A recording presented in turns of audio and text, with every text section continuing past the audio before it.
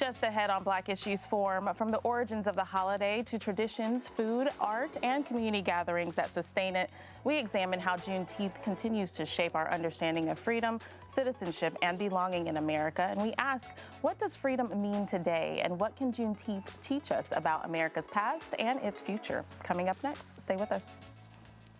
Quality public television is made possible through the financial contributions of viewers like you, who invite you to join them in supporting PBS NC.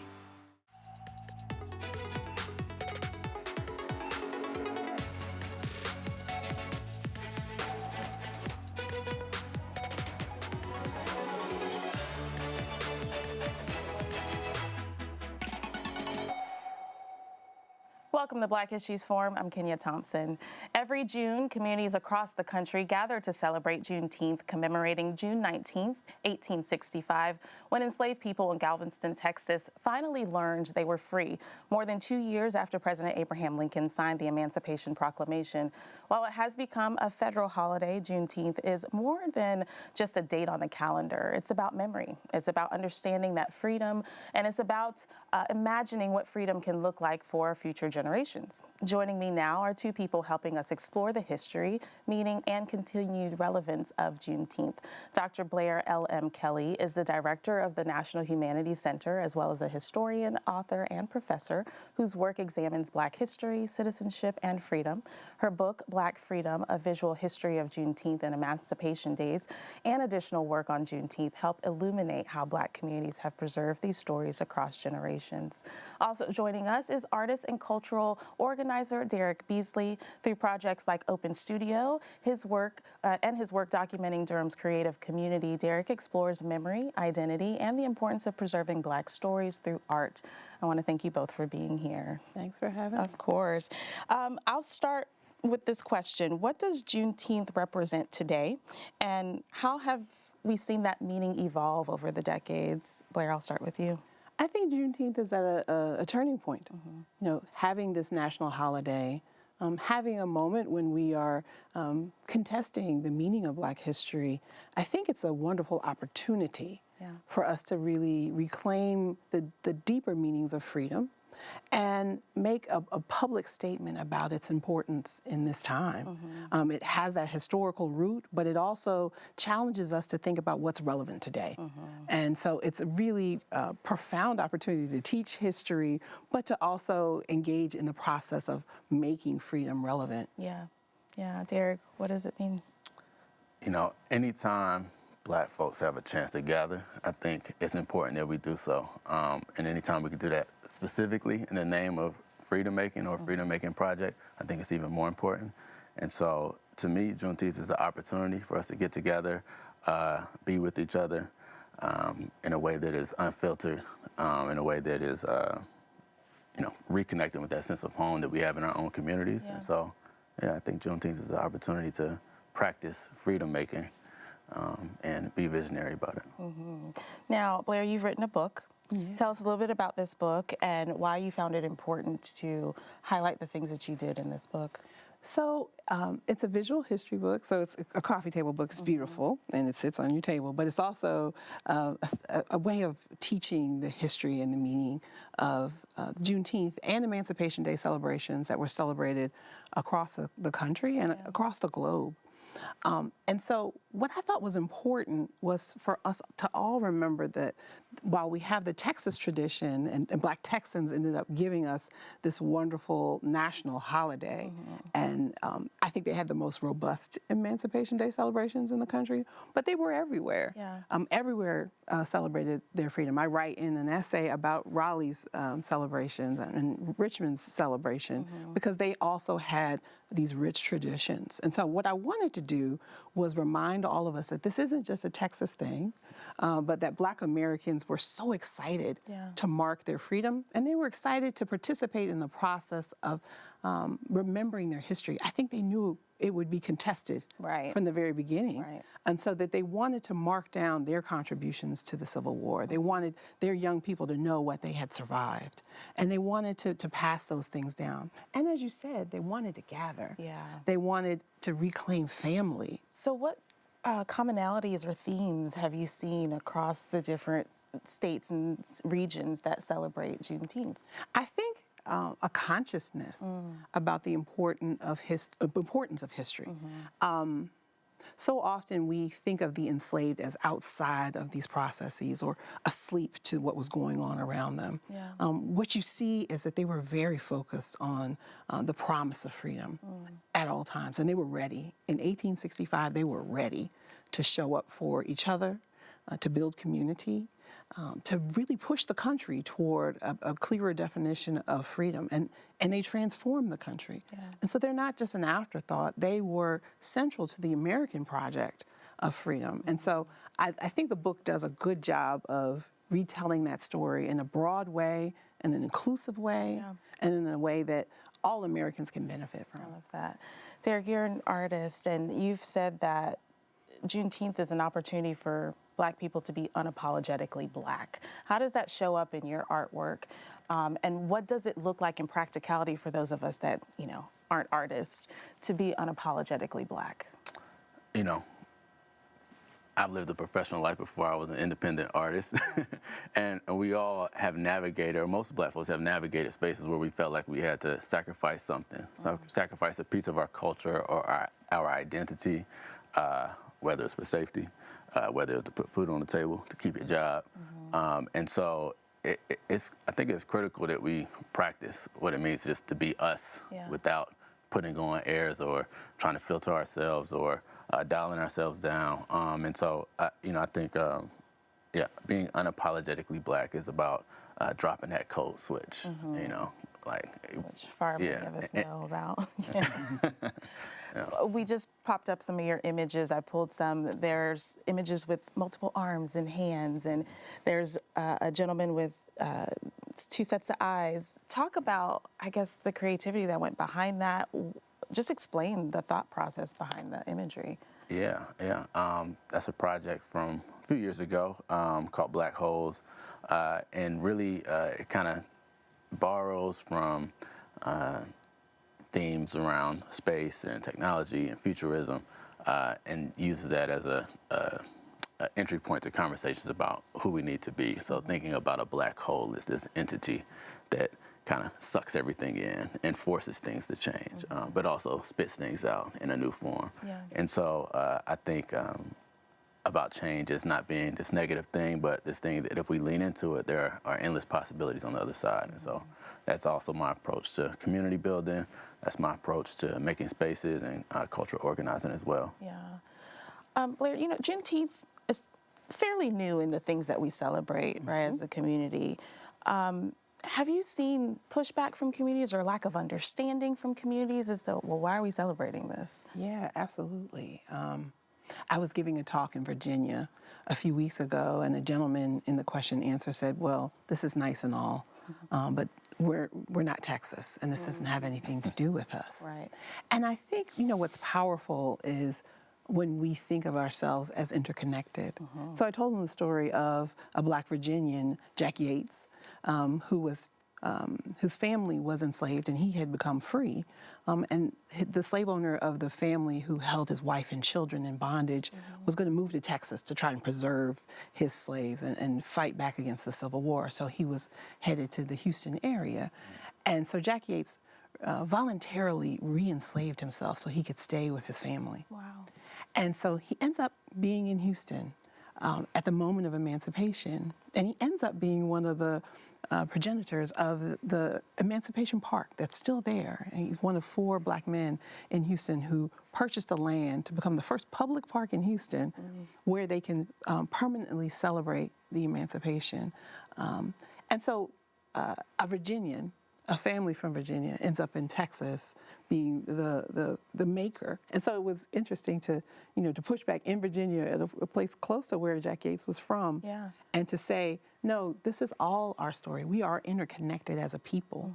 And when we think in those terms of interconnection and generatively about who we are, we can do so much more. Yeah. And so Juneteenth is for all Black Americans, and it's certainly for Americans, because the question of freedom is all of our questions. It is all of our questions. Derrick, when we think about celebrating Juneteenth and the creativity that comes around that, because we know that just historically we're musical people, we're artists, right? We are creative. What does that look like to create meaningful community events surrounded with artistry and creativity, and really make it just, well, more than just an event and something meaningful? Great question. I think culture is like both the ends and the means in terms of freedom making. I think it's the thing that we fight for and the tool that we use to fight for it. And so I often try to leverage cultural activations to ignite that sense of like that people's deepest sense of humanity. I think when people connect with food, they feel the most at home. When people connect with music, it sparks back a memory, smells, all of these things that like are the meat of life that sometimes when we think about freedom making, we're like, oh, we got to change this policy X, Y, Z. And oftentimes history is told as a succession of policies. But it's also like the cultural changes, and I think the culture is what makes the policy stick and what makes the policy possible. And so, that's why I think that's like kind of the core of my own creative practice. Yeah. Now I know that there's an event coming up this weekend. You both are going to be participating in Juneteenth events. What, for example, is your role in curating an event? Yeah. Well, this particular event, I'm curating with Marcella Kamara, who's a longtime collaborator. I'm marketing and gathering the people, leveraging my own social capital to do so. Yeah. But also thinking about each element of the event and how that's going to connect people to one another, how it might catalyze them towards some other form of engagement in community or civic engagement. And then also making sure folks are safe is really the core. And like emotionally safe, energetically safe, but also, physically safe. And so a lot of intention goes into all of those things. And what kinds of events are there, or activities? Like what can people participate in? Sure. So I'll be doing portraits of folks, which is a kind of core to the open stew concept. That's one of my primary mediums. Folks will be able to get food from the Palace International, which doesn't currently have a brick and mortar, but if you're from Durham, if you know. We'll have watermelons provided by Tallgrass Food Box, which is a business of mine. We'll also have an archive station by Daughters of the Library, which is Marcella Kamara's project. Where people will be able to scan photos of their family, of their own history, be able to download things and print things.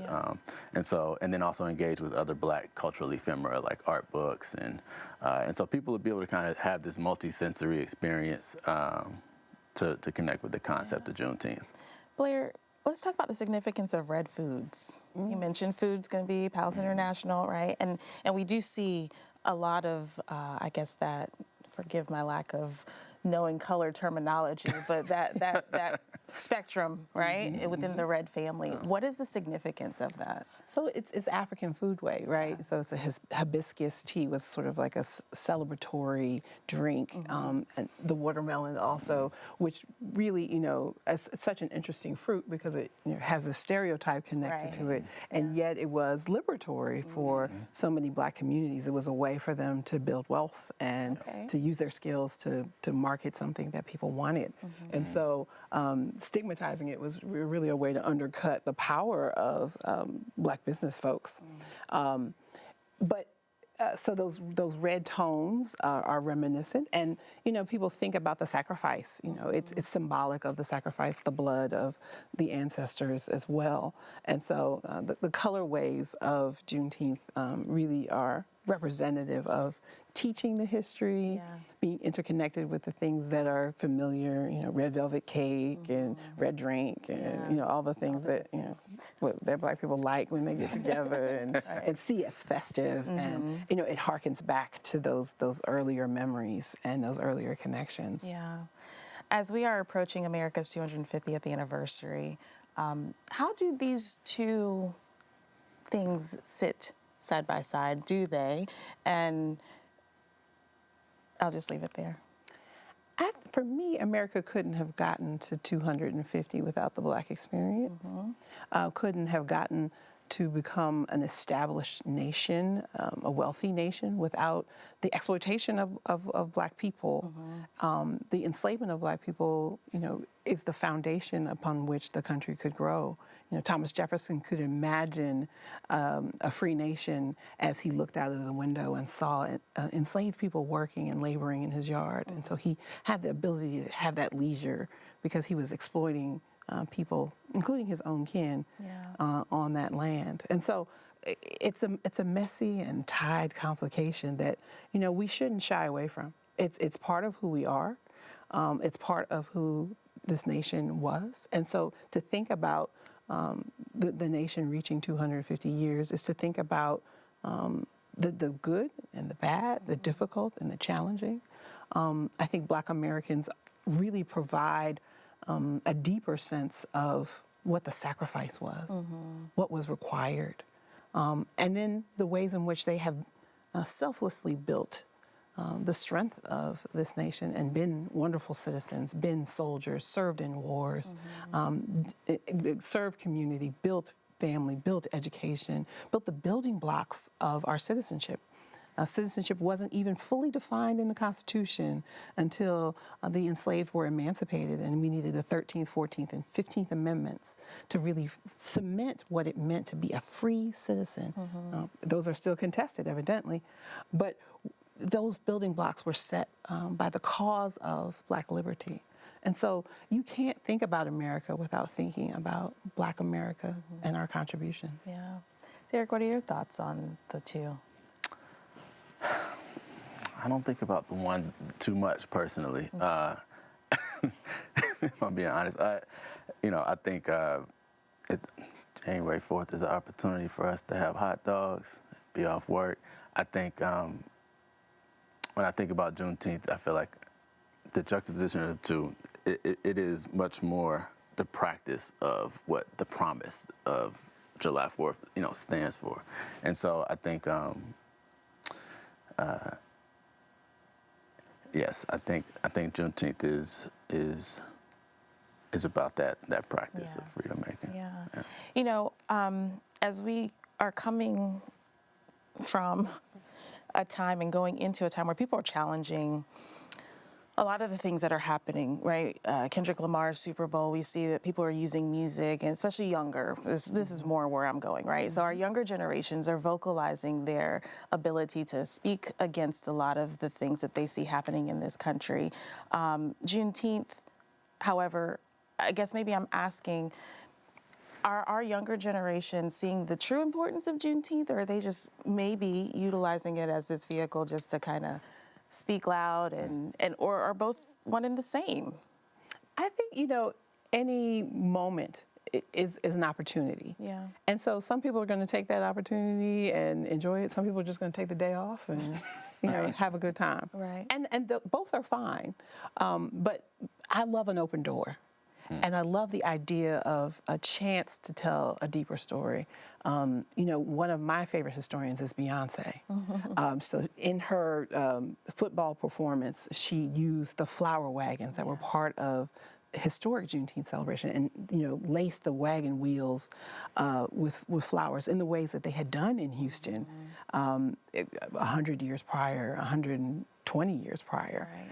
And so there are ways in our culture, in our performance, in our art, in our music to draw on that history. And I think young people are interested more so than we would expect in those connections and those ties and debating it and thinking about it and being part of it. Are they having to learn this information on their own, or is it being taught in schools? I mean, I didn't learn this kind of history. I didn't either. In public high school. Right. The way that we teach history oftentimes is just so focused on dates and memorization and who was the president in what era. Right. I think that richer, broader history is something that people are interested in once they know it exists and once they're privy to it. So I hope that things like my book can become a gateway. You don't have to, you can spend 15 minutes with it and look at some images. Right. And they can become tools for your own analysis.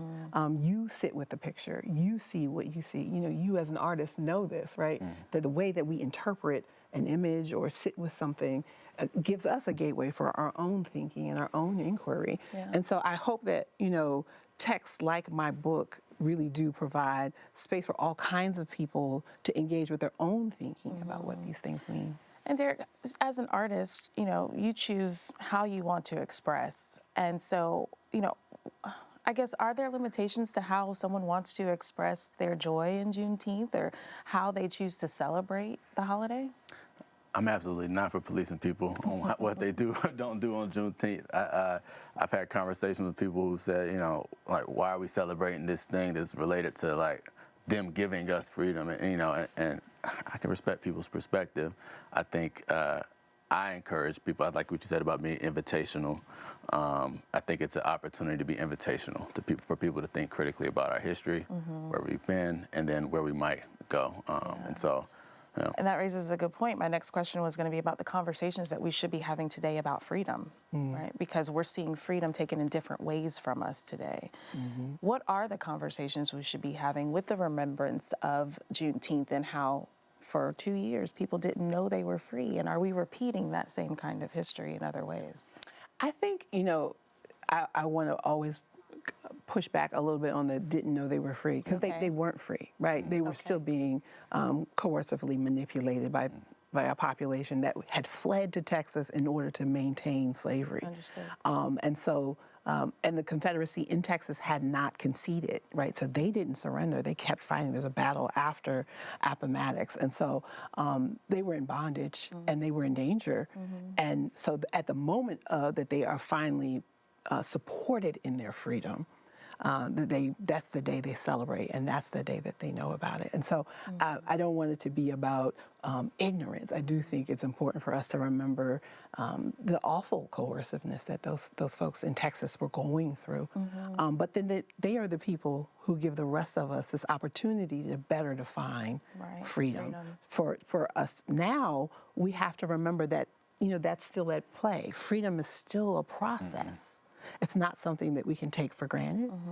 There will be times when there will be coercive power that makes it difficult to be as free as we should.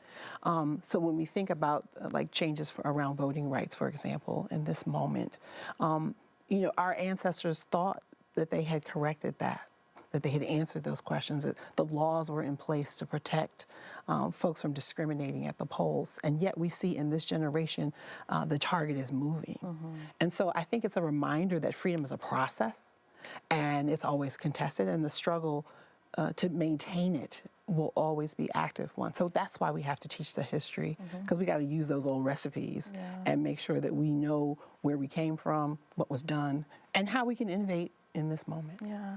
Derrick, same question to you. What you were saying about the question about young people. Yes. When I was a child, like we didn't talk about Juneteenth. Definitely not in school. It might have been something that we knew about, but it wasn't as deep a practice. And I think in the last 5 to 10 years, it like I would say the youth are maybe more engaged, at least around the concept. And I think that's something that we can't take for granted. How do we spark conversation through art?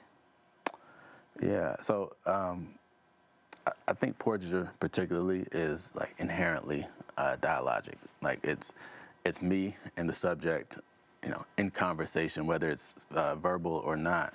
And so whatever we create together is like is a shared meaning that we're making together. And so you know, I think inviting people into an artistic practice is how you connect most deeply with your humanity.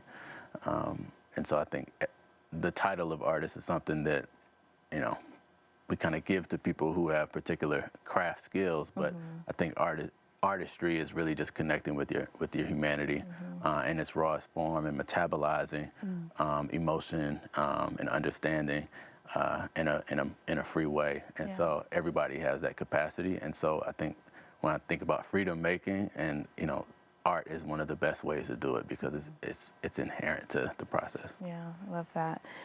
Blair, as we wrap up, we're in our last couple of minutes here, and you know, Juneteenth will come and it will go. What are some ways that we can still keep the meaning alive, and maybe some of the things that you've observed in your historical study of how people continue to keep the meaning, the true meaning of Juneteenth alive, even after the date? Yeah, so for me, Juneteenth is a gateway to understand that the emancipatory practices of our ancestors happened all throughout the calendar year. They were celebrating the Emancipation Proclamation dates on January 1st. They were, thinking about Carter G. Woodson and the Negro History Week, which becomes Black History Month. There's so many times in the year when you can be intentional about passing this history down. And so I think Juneteenth is that open door, Right. but it's always something that we should be thinking about and engaging with and teaching our young people and teaching communities about the real history, the contested history. Our ancestors were doing that work. They were contesting history as it was happening. The Confederate monuments were going up in communities and they were marching around them and pushing back with their own clear narrative of what had actually happened. I love that. Thank you, Dr. Blair LM Kelley. Thank you for Derrick having me. Beasley, thank you both for being here. Thank you. Thanks so much. And I thank you for watching. If you want more content like this, we invite you to engage with us on Instagram using the hashtag Black Issues Forum. You can also find our full episodes on pbsnc.org/Black Issues Forum and on the PBS video app. I'm Kenia Thompson. I'll see you next time.